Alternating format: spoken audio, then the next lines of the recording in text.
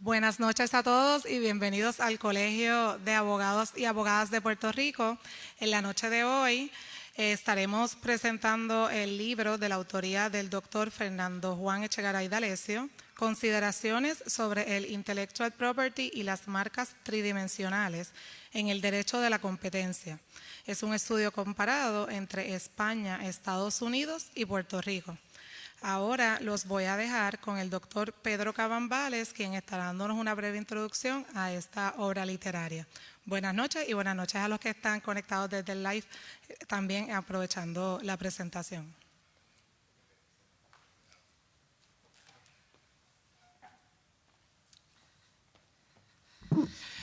Bueno, buenas noches, porque ya son buenas noches. Tenía en las notas escrito buenas tardes, pero estamos haciendo adaptación. Bueno, estamos para presentar una nueva obra del doctor, nuestro querido Fernando Juan Echegaray D'Alessio. Podría decir que estamos aquí una vez más para presentar una obra del doctor Echegaray D'Alessio que sin duda alguna es de los autores más prolíficos en las letras jurídicas puertorriqueñas, y no lo estoy diciendo como falsa adulación, porque es que otro 28, este 28 de abril de 2022, estuvimos aquí también presentando otro libro de Fernando, ese sobre el derecho de la competencia. Y, por no perder costumbre, entre una fecha y otra, también salió publicado un libro del que Fernando es coautor sobre la historia de la industria avícola en Puerto Rico, que coescribió con el licenciado Julio. Así que, si usted siente como un poquito de déjà vu, por estar aquí presentando un libro de Fernando, pues no se preocupe, porque es que ha sido seguidito y eso es de agradecer.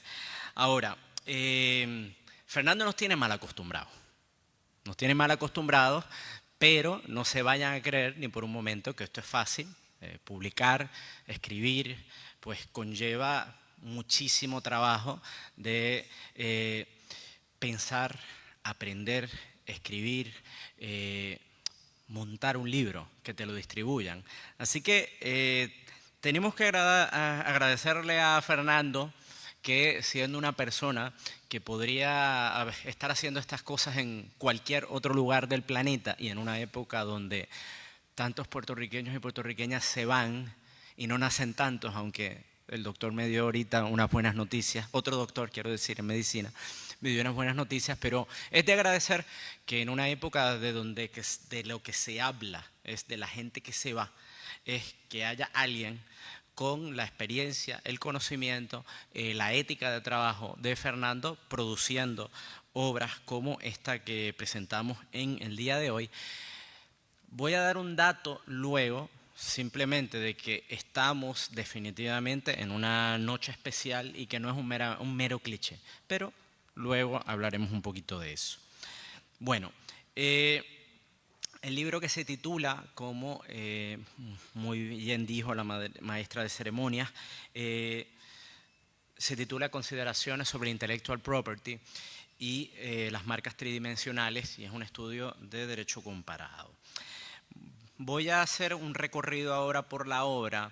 Fernando y yo nos hemos puesto de acuerdo en que haga yo una presentación de la obra, entonces él dirá unas palabras y luego hacemos un pequeño coloquio, y para que entonces el público, si hubiera preguntas o lo que sea, podríamos conversar un poquito, no solo sobre el libro que estamos presentando, sino además sobre lo que viene. Hay sorpresas. Bueno, el libro. El libro, las materias que discute, es propiedad intelectual, sí, pero propiedad intelectual. Algo de derechos de autor, pero sobre todo derecho de marcas, de fábrica, derecho de patentes y comparación entre los países indicados. Se divide en 5 capítulos, están precedidos por una introducción y luego de los capítulos están los anexos de jurisprudencia con unos cuadros comparativos que son muy útiles. De hecho, harían las delicias de los estudiantes de propiedad intelectual si tuvieran que revalidar en ese tema en Puerto Rico, tal vez para los que estén preparando la reválida para el tema de patentes. Porque en esos cuadros comparativos, a grandes rasgos, Fernando se tomó la molestia de resumir y sintetizar los hallazgos del libro y en qué se diferencian España y Estados Unidos en cuanto a estos temas. Para las personas, abogados, abogadas, la gente entendida, pues hay que decir un cliché.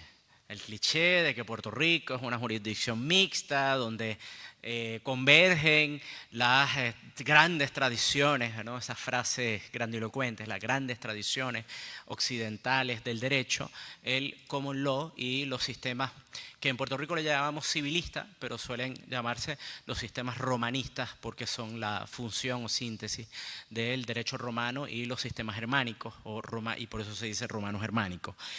Bueno, pues esta es una obra que verdaderamente es de derecho comparado, ya mismo explico por qué digo verdaderamente, y se trabaja desde una óptica más compleja de lo que solemos estar acostumbrados. Me explico. Efectivamente, en Puerto Rico pues, tenemos el sistema mixto. Uno estudia derecho constitucional puertorriqueño que viene del modelo estadounidense, asimismo con el derecho de corporaciones, el derecho administrativo, etc. A su vez, hay otras materias que las estudias con un enfoque romano-germánico, vamos a decir, para abreviar mucho, español. Contratos, herencias, etc. Ahora, en ese sentido, aunque uno suele decir que el abogado, el jurista, la jurista de Puerto Rico, viene más preparado o preparada para el mundo globalizado, lo cierto es que nosotros no solemos trabajar la misma materia de las dos tradiciones. O sea, tú estudias Derecho Constitucional del modelo estadounidense, que en términos generales pues lo adoptó México, Argentina, en buena parte, pero no estudias el molde europeísta kelseniano. Así que pues la parte europea no la tienes. Y lo mismo pasa con las otras materias, o sea, tienes o lo romano-germánico o lo del common law, no sueles trabajar las dos cosas. Con propiedad intelectual, que es la materia en la que se está moviendo Fernando acá, nuestro derecho es de raijambre, es de factura estadounidense. Y entonces nosotros tenemos pues una situación peculiar donde traducimos al español los conceptos estadounidenses, pero no tienen una traducción fácil. Esto, que lo estoy diciendo, digamos, antes de entrar como tal en la estructura del libro, lo digo un poco porque quien se acerca al texto va a leer expresiones que a veces español y entonces viene una expresión en inglés. O para un abogado entrenado en Puerto Rico, de momento ve, sí, los derechos de marcas industriales y tal. Y, espérate, ¿y qué es esto? No, es que esa es la denominación, digamos, en el mundo romano-germánico. Y entonces eso lo vemos desde el índice, incluso desde el título. Porque en Estados Unidos, cuando dices propiedad intelectual, te estás refiriendo a todas las materias que están agrupadas bajo esa locución. Y ahí es que se ubica el libro de Fernando. Propiedad intelectual es derechos de autor, es patentes, es también marcas y, si siguiéramos por ahí, secretos de negocios y varias cosas más. Ahora, en el mundo civilista, uno no utilizaría necesariamente ese tipo de locución. Usualmente el mundo civilista, cuando tú dices propiedad intelectual, te estás refiriendo a derechos de autor, más nada. O sea, si estuvieras hablando de patentes, estuvieras hablando de marcas, pues estarías hablando de propiedad industrial. Y pues el libro de Fernando, Fernando trabaja con ese lenguaje, lo trabaja muy bien, se lee bien, se lee fácil. A veces la gente se confunde, ¿no? O sea, si lo lees fácil es porque yo trabajé mucho para escribirlo. No pienses que porque se lee fácil, es fácil. Por el contrario, cuando las cosas o los libros se trabajan poco, suelen ser difíciles de leer y eso sería lo malo. Por el contrario, Fernando aquí explica mucho y lo explica clarito. Bueno, vamos a entrar en materia. Introducción y primer capítulo. El primer capítulo se titula Intellectual Property. Básicamente, en ese primer capítulo, Fernando está explicando, tengan en mente que Fernando le está hablando a una audiencia de España y de Puerto Rico y de Latinoamérica. Así que le tiene que explicar cómo es el derecho estadounidense de propiedad intelectual para empezar a hablar. Así que uno de los retos es que tú tienes una audiencia que a lo mejor tiene solamente la mitad de la película. Así que tienes que explicarles la nomenclatura para que luego puedan entender lo que tú estás tratando de hacer. Ahí en esa introducción y en el primer capítulo es como si fuera una introducción incluso a la propiedad intelectual, porque de lo que está hablando es de los supuestos ideológicos, de la exclusividad. Si yo voy a pasar el trabajo de inventar algo o de crear una obra literaria o de, en el caso de los publicistas, los comerciantes, de inventarme un nombre para esto o un envase para esto, pues pasa el dinero. Excepto las de rigor, excepto los favores de rigor, pero es para hacer dinero. Así que si yo paso ese trabajo, me tienes que dar exclusividad en la explotación, porque si no, no tengo un incentivo económico para hacerlo. Ahora, y aquí es que empiezan las aportaciones, y por eso es que digo que es un buen capítulo introductorio y es muy bueno para cualquier persona que se vaya a adentrar en este mundo, porque pasa mucho trabajo, lo hace bien, pero dedica mucho trabajo a distinguir exclusividad de monopolio. Y aquí entra entonces también el comerciante, no solamente el jurista, no solamente el ingeniero, que Fernando es, de explicar los conceptos y qué es inventar y qué es funcional, sino la cuestión comercial. Exclusividad no es un monopolio. Vamos a ver que en el libro pues, te trata de explicar cómo se balancean esos conceptos. Sí, exclusividad, pero competencia, libre mercado. Y a eso es que va muy dedicado esa primera parte. ¿Qué les puedo decir?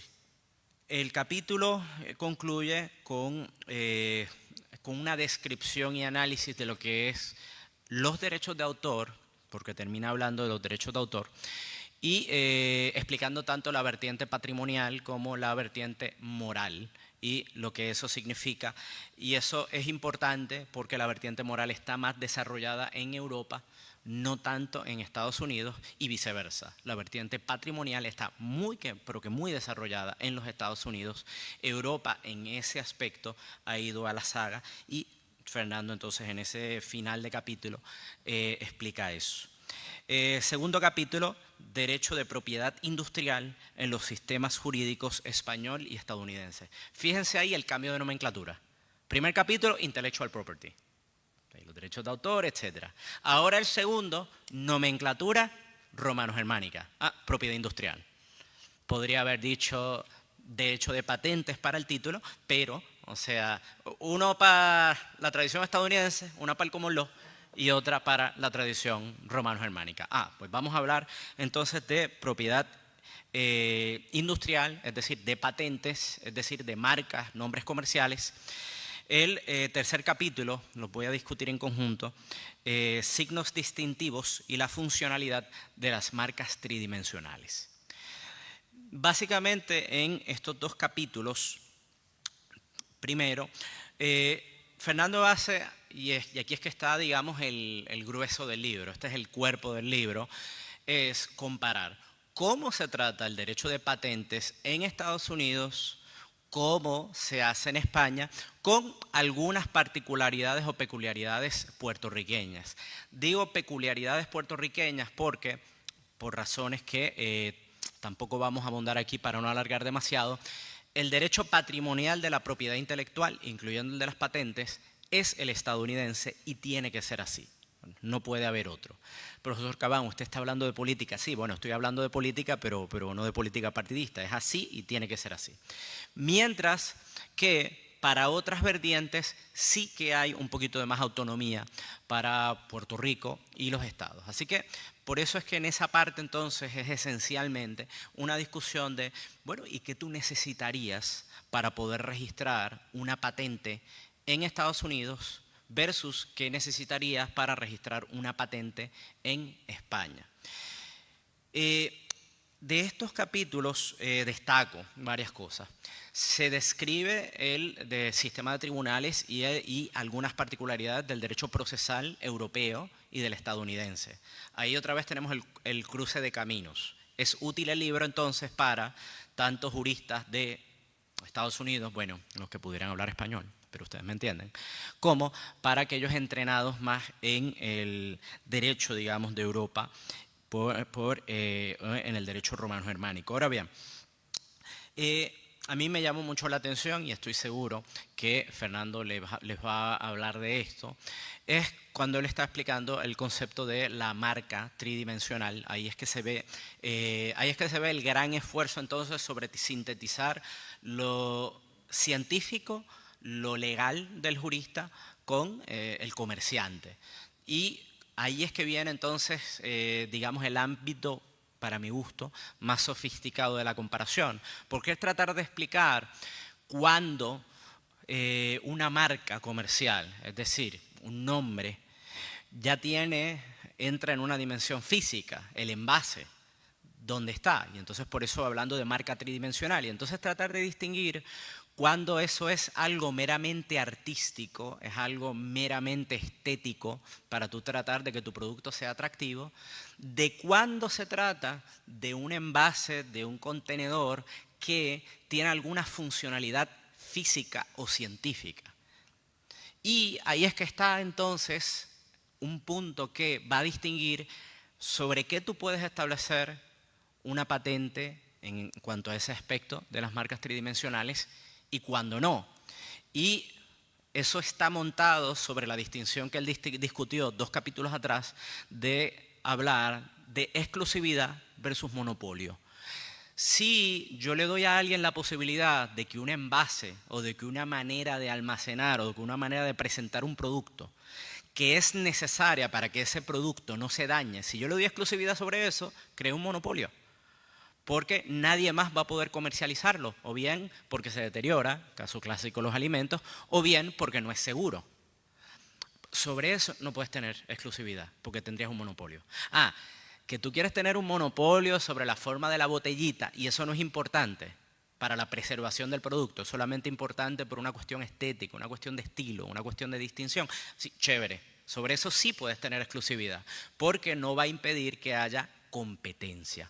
Esa parte del libro, bueno, yo me la disfruté, la verdad que mucho, porque Fernando entonces se tomó el trabajo de poner diagramas, fotografías, Coca-Cola, etcétera, varios productos, y diría que es muy pedagógico, o sea que va a ser bueno tanto para alguien que se esté introduciendo en estos temas como para profesionales que estén buscando algo más sofisticado en esta área. Paso al cuarto capítulo. El cuarto capítulo se titula La aplicación de distintos derechos de exclusividad en la jurisdicción estadounidense.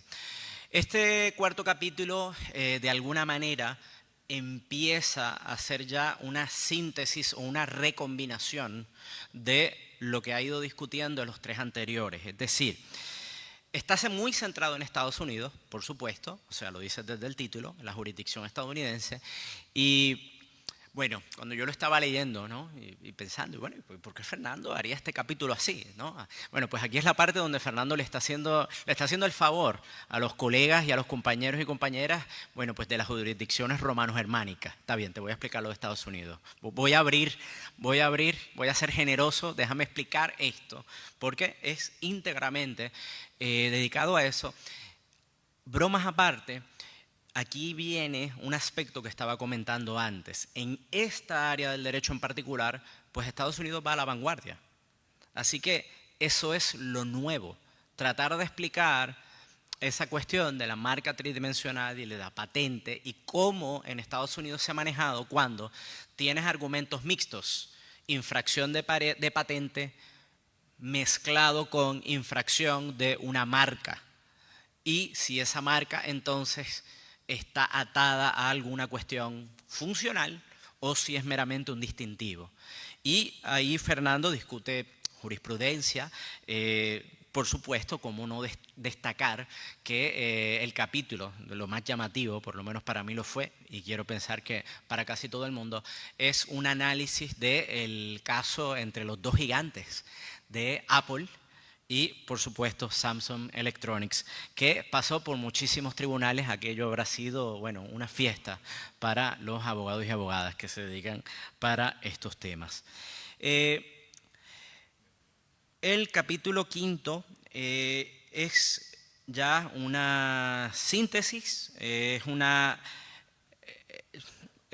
síntesis, es una conclusión del libro, es decir, ya está el autor resumiendo, sintetizando lo que discutió a lo largo de los capítulos anteriores, y eso entonces luego está seguido de las tablas que le indiqué, donde está la bibliografía, hay jurisprudencia y hay varios cuadros donde se hace el resumen de diferencias y de semejanzas entre el derecho español y el derecho estadounidense, de nuevo, siempre con algunos guiños a las particularidades puertorriqueñas.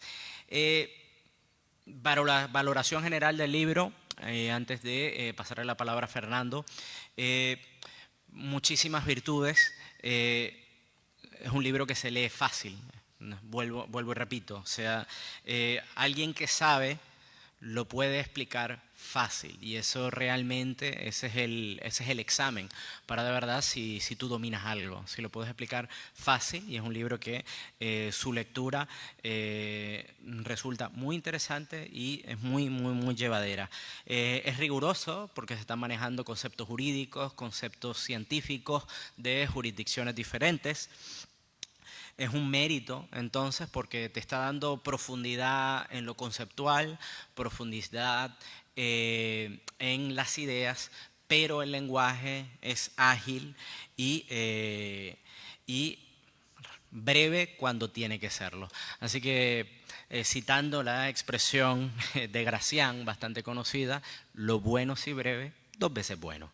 Y ustedes saben lo contrario, ¿no? ¿Sabes? Así que por ese lado eso también es de agradecer. Bueno,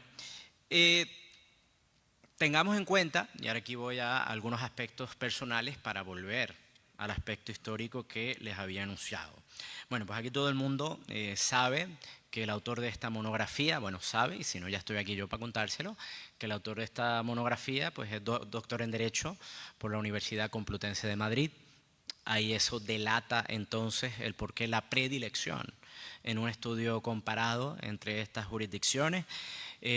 Sabemos también que el autor es ingeniero mecánico y abogado por las universidades de Puerto Rico, así que eso le da entonces unas facilidades para explicar, entender y explicar conceptos científicos que aquellos abogados y abogadas que no necesariamente tenemos esa preparación específica, no necesariamente podríamos hacer eso como él lo hace, y eso es otra virtud.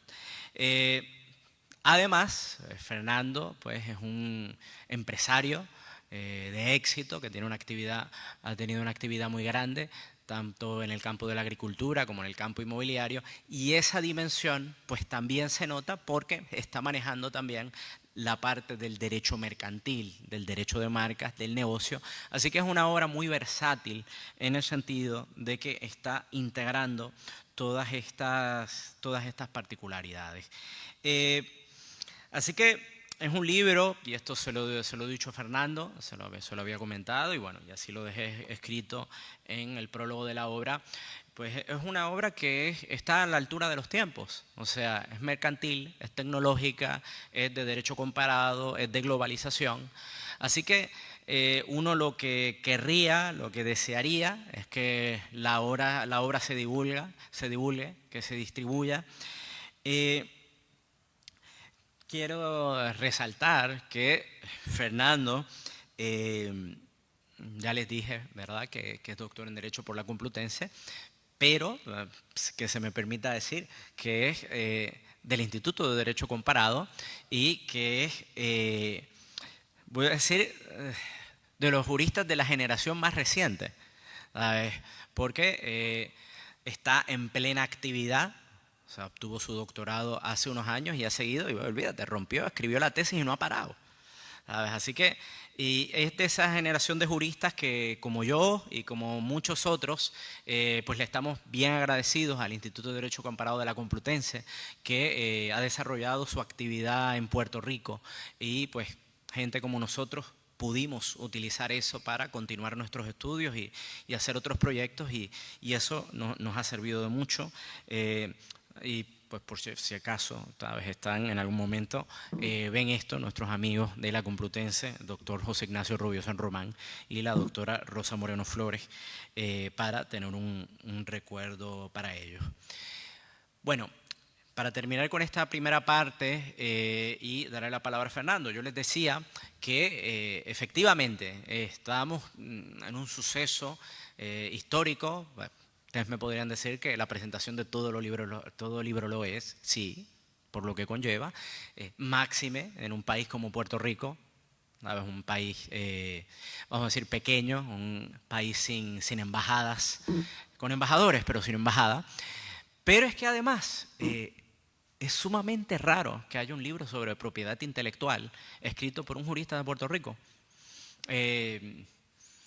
Yo estuve haciendo la investigación, o sea, y bueno, por supuesto, todo el mundo puede equivocarse, pero libros sobre propiedad intelectual publicados en Puerto Rico de juristas de Puerto Rico, bueno, yo conozco uno, ¿sabes qué? Escribió el doctor Pedro Salazar, se publicó allá para el año 2000, el doctor Pedro Salazar, que en paz descanse, y pare de contar. Así que eso se me podría preguntar por qué. Bueno, por varias razones. O sea, primero, Puerto Rico es un mercado pequeño. Empecemos por ahí. O sea, tú escribes un libro y ese mercado donde eso se va a mover, particularmente Puerto Rico con sus particularidades culturales, el mercado que tú tienes para que circule ese libro es relativamente limitado. Segundo, el derecho de propiedad intelectual es sumamente moderno, sumamente dinámico. Es un derecho que está evolucionando y cambia bastante rápido. Y para poder entenderlo y explicarlo tienes que tener no solamente la preparación jurídica, sino la preparación científica que tiene Fernando y la cantidad de gente, pues imagínese usted, este es un universo bastante pequeño. Tienes que tener la preparación específica, tomarte el tiempo para escribirlo y entonces escribirlo en español y tener en cuenta el mercado de Puerto Rico y bueno, pues no hay demasiada gente que haga eso. Así que una noche como esta, presentando un libro como este y escuchándolo, bueno, pues no han sido muchas en la historia puertorriqueña, a salvo de que tenga yo algún error, pero si hay algún error, no se preocupe, que tampoco son muchísimos los libros. Así que enhorabuena a Fernando, enhorabuena a su familia y bueno, ya seguiremos hablando. No quiero dejar pasar la ocasión para decir que Fernando le dedica este libro a su mamá, que en paz descanse, Norma Iris D'Alessio Delgado, y esa dedicatoria está allí, muy, muy sentida, y bueno, pues esperemos que el libro circule mucho. Nada, enhorabuena Fernando y seguimos hablando.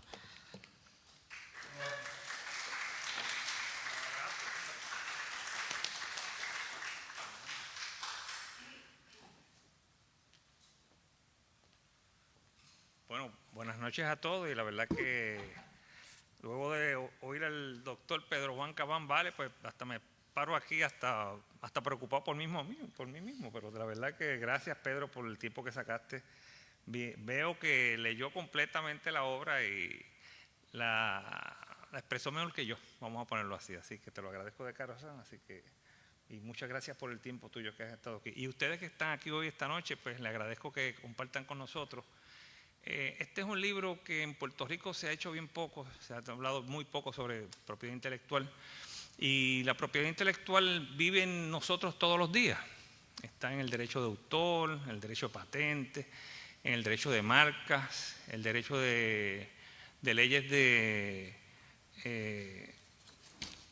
secretos comerciales y cada uno de estas leyes pues le permiten a las personas tener un derecho de exclusividad sobre un bien o sobre un objeto o sobre su creatividad.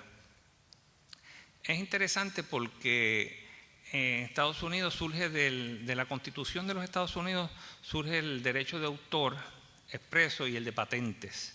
No así el derecho de marcas y el derecho de secretos comerciales. Y entonces el que surge de la Constitución pues es por un término limitado de tiempo. Porque ¿qué hicieron los padres de la Constitución? Dijeron, mira, tenemos que promover que la gente cree en cosas nuevas, ¿verdad? Y se descubran cosas, pero nadie lo va a hacer de gratis. Fueron brillantes. Dice, hay que darle un tiempo que ellos puedan tener un término para usar ese bien que ellos creen, lo que fuera, el producto que fuera, pues tengan un tiempo para la inversión que le ponen, la saquen hacia atrás, ¿verdad? Hay un beneficio sobre eso. Y así hicieron lo de las patentes, que son 20 años hoy en día, que si es de plantas o si es de utilidad, y si es de diseño, patentes de diseño, pues son 15 años. Y entonces la ley de autor, pues le provee al autor la vida del autor más 70 años, eso es casi un siglo, eso es bastante tiempo en ese sentido, y es buscando la forma de motivar a las personas a crear cosas nuevas para el interés propio, ¿verdad? Con el interés propio se pueda crear cosas nuevas. No así la ley de marcas y la ley de secretos comerciales, que se crea a través de la cláusula de comercio interestatal, que es una cláusula bien amplia, general, que habla, y se lo voy a leer un momentito por aquí, lo que dice. Vamos a buscarlo rápidamente por aquí, dice, buscarlo por aquí, ¿dónde lo puse? Aquí. El Congreso tendrá la facultad para reglamentar el comercio con las naciones extranjeras entre los diferentes estados y con las tribus indias. Pues tú dices, regularle el comercio, eso es tan amplio, ¿verdad? Puede ser la ley que sea, vamos a ponerlo así. A diferencia de la cláusula número 8 de la sección 8 del artículo 1 de la Constitución, que dice, el Congreso tendrá la facultad para fomentar el progreso de la ciencia y las artes útiles, asegurando a los autores e inventores por un tiempo limitado el derecho exclusivo sobre sus respectivos escritos y descubrimientos. Pues básicamente estableció un término limitado, que fue el que le acabo de decir, pero sin embargo la otra no, la otra es bien amplia, y lo que ha sucedido es que la ley de marcas, cada 10 años usted la puede renovar, si cumple con la ley, paga las tasas, ¿no?, de renovarla, y la puede usar a perpetuidad. Usted puede a través de la ley de marcas perpetuar algo que no lo puede hacer a través de la ley de patentes, ni a través. Y eso lo que pasa es que evita que entre en dominio público esa información. Y nada, eso está fantástico en la ley, pero le hablo porque hay una distinción sobre eso. Y traje un ejemplo que lo voy a buscar ahora en un minutito por aquí. Que Marta lo vio.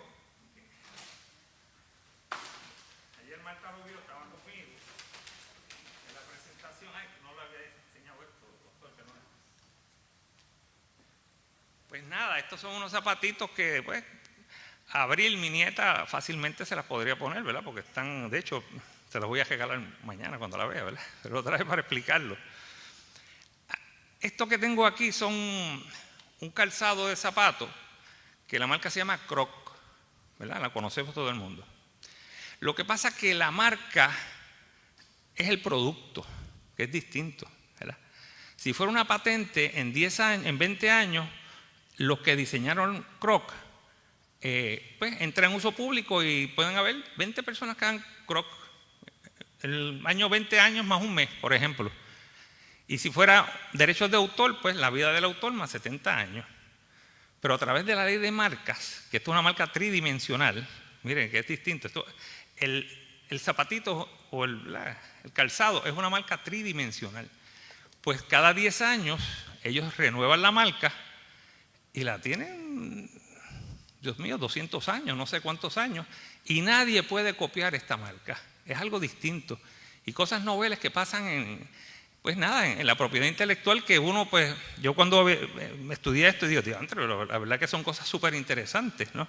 Y esta marca en particular, le puedo dar el detalle, está inscrita, voy a buscarlo aquí, que lo tengo rápidamente por aquí.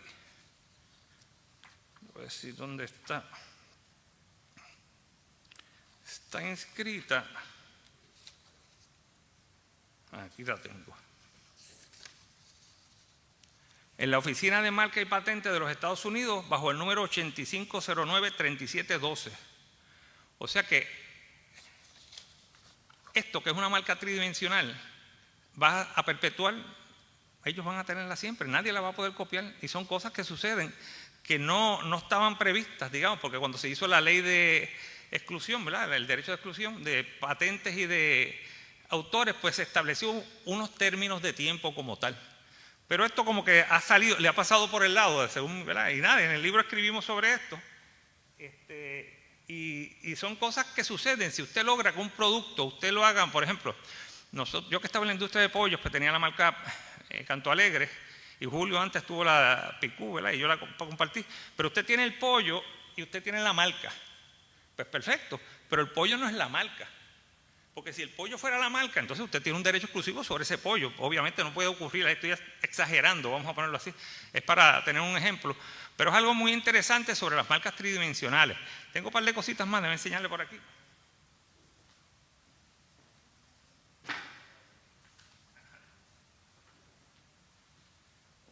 Por ejemplo, la Coca-Cola. Esta es de las marcas tridimensionales más antiguas de Estados Unidos. Y es que la Coca-Cola, la botella como tal, la hizo marca. Es una cosa interesante, pues no la puedes copiar. Es una cosa, entonces esto está desde hace muchos años también ahí. Otro ejemplo, por ejemplo, pásame aquí, si están abajo. El otro, ese sí, gracias.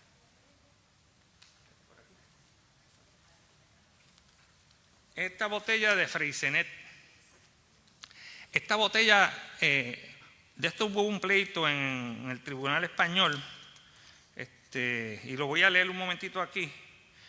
Es la cava Freixenet. En España, el Tribunal Supremo Español consideró precisamente uno de estos casos especiales en que la determinada forma, color y otras características de un envase, en este caso una botella de cava, fueron tenidos en cuenta como distintivos, pues la marca no la constituía la botella en sí, sino determinadas características de estas. Y esto fue tratado por la sentencia del Tribunal Supremo de España del 17 de mayo del 2005, RJ 2005-3133. O sea, que lo que se inscribió no fue la marca Freixenet ni Carta Nevada, es la botella completa con todo y nadie la puede copiar. Son cosas súper interesantes dentro de este tema, ¿no? Básicamente, ahora bien, para que eso suceda, que las marcas tridimensionales puedan ocurrir eso, que da la perpetuidad, tiene que ser que la marca no, o lo que se pretenda registrar como marca no sea funcional. Funcional, hay una presunción que si tuvo una patente antes, pero es una presunción, perdóname, que el Tribunal de Apelaciones del 10º Circuito está de acuerdo con esa presunción, pero el del 7º y del 5º no está de acuerdo. Entonces el Supremo de Estados Unidos, cuando subió, pues le dijo, pues no, se lo dejo a ustedes que lo resuelvan después. Entonces, nada, esas cosas pasan. Entonces, la funcionalidad es que es algo que no haya métodos alternos de hacer lo que sea, o que lo que se vaya a hacer sea más costoso porque es algo que se inventó. Y si es funcional, pues no puede inscribirse como marca tridimensional. Eso le pasó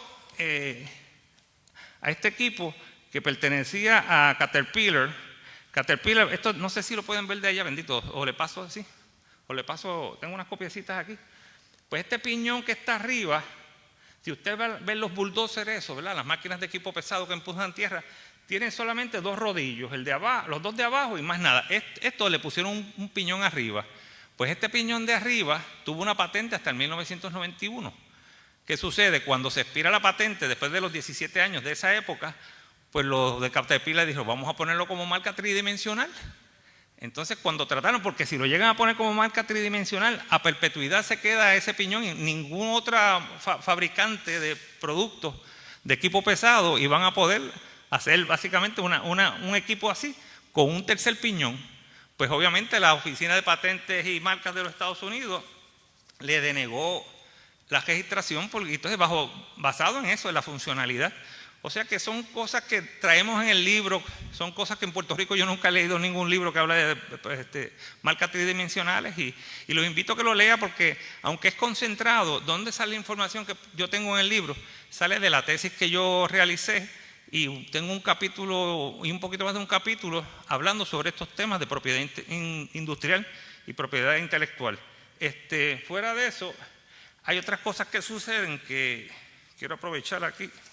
Dentro de un ratito me voy a sentar con el distinguido doctor a hablar sobre distintas cosas y él me va a preguntar y ahí pues para no tener que hablar lo doble pues vamos a hacer unas cositas que quiero leer aquí. Ok, esto lo voy a leer un momentito. Es la aplicación de distintos derechos de exclusividad en la jurisdicción de Estados Unidos. Ese es el capítulo 4 del libro. Y tiene varias cosas que son sumamente interesantes. Por ejemplo, dentro de lo que yo investigué, dice, nada impide que coexistan los derechos de autor, patente y marca en un mismo objeto. Por ejemplo, un libro, por el derecho de autor concedido por la creación de la obra a su autor, en un solo libro, podemos tener los 3 derechos. O sea que se puede aplicar esos derechos de exclusión, marca, patente y autor en una sola unidad, en un solo objeto.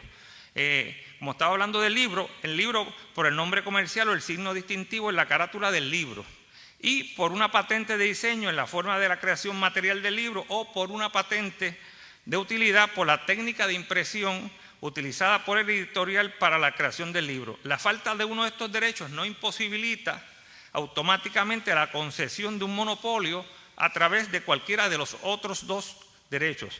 Surgen de diferentes consideraciones y ofrecen diferentes tipos de protección, las cuales no son mutuamente exclusivas. Por ejemplo, el empaque de la botella de whisky marca Jane Walker. Lo traje porque las muchachas están al día ahora, o sea, está la cosa fuerte. Ahora el Johnny Walker lo tiene un poquito atrás, así que ahora es Jane Walker. Y cuando vemos Jane Walker aquí, pues vemos el envase que tiene Jane Walker y aquí hay dos derechos. Jane Walker como marca, la marca está registrada bajo el número 87743870 y entonces el arte es un derecho de autor que tiene la persona que hizo esa arte, ¿verdad? Porque tiene esa dama con ese sombrero victoriano y con unas botas altas y camina como Johnny Walker, obviamente es una dama, ¿no? En ese sentido. O sea que aquí tienen la aplicación de 2 derechos a la misma vez en un solo objeto, ¿verdad? Este es la envoltura de Jane Walker, del whisky. Y así sucesivamente ocurren. También tenemos otros ejemplos. Hay otras cosas que también incluyo en ese capítulo, que no se puede utilizar los derechos de autor o marca como defensa frente a la infracción de otros derechos de exclusividad si se alega la infracción de un derecho de autor por parte de otro participante del mercado que tiene un derecho de marca. O sea que si usted tiene un derecho exclusivo sobre algo, por ejemplo, usted no puede utilizarlo en un pleito como defensa. Yo tengo un derecho de autor sobre esto y yo tengo un derecho de marca, pues son cosas independientes. O sea, usted no puede utilizarlo conforme está establecido en la jurisprudencia y para eso se puede ver el caso Boyle versus United States. Este es un caso que fue resuelto por el Tribunal de Apelaciones del Circuito Federal en el año 2000 y además otros que nosotros citamos. O sea que son derechos independientes, pero que no los puedes usar como defensa, porque entonces tú vas a usar un derecho de marcas contra un derecho de autor o un derecho de patente, pues entonces te estás permitiendo como que la competencia desleal entre en derechos que no, eso no fue el fundamento por qué se crearon esos derechos. Eso es una de las cosas. Por otra parte, en un libro o objeto puede darse el caso de que estén protegidos por derechos de autor o marcas, como mencionamos. En este escenario se permite un resarcimiento monetario separado por cada uno de estos estatutos, en los supuestos en que un perjudicado pruebe que las acciones o omisiones de un demandado suponen la infracción simultánea de estos 2 estatutos. O sea que se permite la doble restitución económica si se violan cada uno de los derechos. No es que sean los mismos hechos, sino si sucede que se viola la ley de marca y se viola la ley de autor, por ejemplo, o la ley de patentes, pues la persona tiene una causa de acción independiente por cada uno de esos, y eso ha sido desarrollado en la jurisprudencia americana. Para ese caso se pueden ver Nintendo vs. Dragon. Nada, lo estoy mencionando, está en el libro. Este fue un caso resuelto por el Tribunal Supremo del Noveno Circuito del Estado de California en el año 1994. Por otro lado, la ley de derecho de autor no ocupa el campo de la ley de derecho de marca federal. O sea, ellos no se ocupan el campo uno de la otra, son derechos independientes. Por tanto, no está prohibido la doble recuperación y se puede conceder el resarcimiento de daños por ambas legislaciones, si se configuran los dos actos ilícitos independientes. Para eso pueden ver Alameda Films versus Author Rights. Este es un caso resuelto por el Tribunal del Quinto Circuito de Texas en el año 2003. Ahora bien, no es una regla automática la concesión de doble recuperación cuando se pruebe la dualidad de los actos ilícitos. Ese es un caso que se llama Roe versus Ross. Este caso fue resuelto por el Tribunal del Séptimo Circuito de Illinois en el año 1989. En otras palabras, hay que ver caso a caso para ver cómo uno le va a dar, ¿verdad?, el matiz de resolverlo, pero no hay una prohibición como tal de la doble recuperación, sino habría que verlo en ese sentido. Y pues básicamente, como ya Pedro habló bastante en la introducción del libro, que yo te lo agradezco tanto, pues podemos pasar a las preguntas si tú quieres, y ustedes nos pueden hacer preguntas de lo que quieran sobre el libro y sobre la materia. Para mí ha sido un placer que estén esta tarde aquí con nosotros, esta noche, y la verdad que estamos en la mejor disposición de contestar preguntas. Muchas gracias. Okay.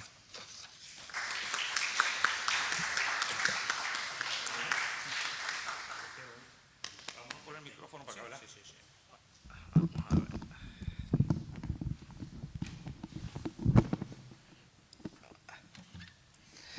Bueno, Fernando, vamos a ver.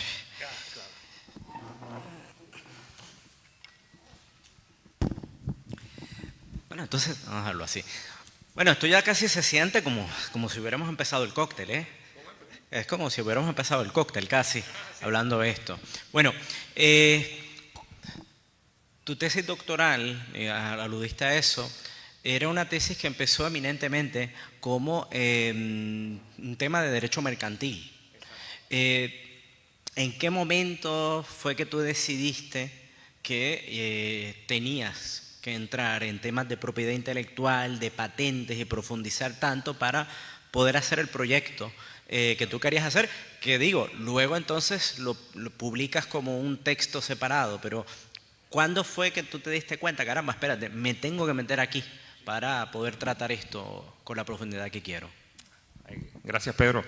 Pues la realidad es que la competencia desleal, que fue lo que yo trabajé en mi doctorado, es la sombrilla de todas estas leyes que lo que evitan o buscan es proscribir actos que sean contrarios a la buena fe. Esa es la base. Y al ser contrario a la buena fe, pues una de las cosas que es contraria a la buena fe, pues tener un acto de competencia desleal en el mercado. Hacer algo no ganado por los méritos de uno, sino con el engaño, ¿verdad?, con la confusión, con aprovechamiento del esfuerzo ajeno, aprovechamiento de la reputación ajena, buscar mecanismos por cómo vencer al oponente en el sentido del comercio, ¿no? Yo le digo oponente, pero es que es una competencia, todos los días hay competencia en los mercados, pero la competencia justa y razonable siempre va a hacer daño a un competidor, porque cuando un competidor nuevo entra, pues le va a quitar un canto del bizcocho a otro que está, porque es así, y va a perjudicarlo. Pero esa competencia es leal. La que no es leal, la que es desleal, es lo que evitan o trata de evitar el derecho de competencia desleal, valga la redundancia, y dentro de esa sombrilla pues está el derecho de autor. Pues, ¿qué hace el derecho de autor? Si yo escribí un libro, pues el beneficio de la venta de ese libro lo debo recibir yo, que lo escribí, no que me lo copien un plagio y otro lo reciba. Pues es una competencia desleal, por ejemplo, ¿no? El de patente es lo mismo. Si yo diseño algo que es funcional y es exitoso y me costó desarrollarlo, pues yo tengo el derecho a recibir, ¿verdad?, el beneficio de eso, no que me lo copien y siga. Y pues básicamente ejemplos así. Igualmente pasa con el derecho de marca. El de marca es distinto porque el de marca lo que prohíbe es la confusión. No sé si está muy alto lo que estoy hablando. Sí. Ok. El de marca lo que prohíbe es la confusión sobre el origen de dónde surge la prestación. La prestación son los productos o servicios, ¿no? Es de dónde es que surge ese producto, porque lo que busca es evitar que dice, ay María, esta es una marca que me gusta, o se parece a la marca que me gusta, pues la compro, ¿verdad? Pues ahí eso es lo que hace el derecho de marca, proscribe eso, ¿no? Distinto a los otros dos derechos que, aunque excluye también a otros del uso de la marca, pero la base del derecho de patentes y del derecho de autor es excluir a las personas de no copiarlo como tal. La base de la ley de derechos de marca es excluir a las personas, evitar que se cree la confusión entre las personas. Entonces, los secretos comerciales, pues lo que buscan es la persona que se inventó. El secreto comercial puede ser lo que sea y no tiene los parámetros que tiene, por ejemplo, el derecho de patentes, que son bien estrictos. Para uno conseguir una patente es bien difícil, no es bien fácil. Pero el derecho de comercial, secretos comerciales, pues usted puede tener, Dios mío, la receta de un pan, por ejemplo, en una panadería, y es tan bueno que todo el mundo va allí, mientras usted la guarde, pues la usa toda la vida y se aprovecha de eso, ¿no? Son cosas que el mercado se abrió, los tribunales se abrieron en un momento dado, porque en Estados Unidos hay una severa, ¿cómo puedo decir? Se permite en Estados Unidos que cualquiera copie lo que aparezca. Usted puede copiar lo que sea siempre y cuando no exista un derecho de exclusividad sobre eso, sobre ese objeto. Y estas son cosas que no se permitían. Nada, que estoy trabajando un librito, si Dios permite, para el año que viene, no quiero anunciarlo todavía, sobre secretos comerciales. Y esto vino como a hacer un balance entre el comercio. Tener esa ley de secretos comerciales salió en el 2016 en Estados Unidos, una ley bien reciente, hace bien poco, la federal. Los estados lo tienen desde hace muchos años atrás. Y nada, pues como te estaba hablando, lo que me estimuló, que fue la pregunta que me hiciste, a trabajar esa parte de mi tesis y ahora publicarla, fue que como estos derechos o estas leyes son parte de lo que es la sombrilla de competencia desleal, ahí fue que lo incluí. Bueno, te me adelantaste, me brincaste la cuica. Bueno, como yo decía, que bueno, has publicado tanto y bueno, y competencia desleal y la historia de la avicultura en Puerto Rico y ahora patentes, marcas.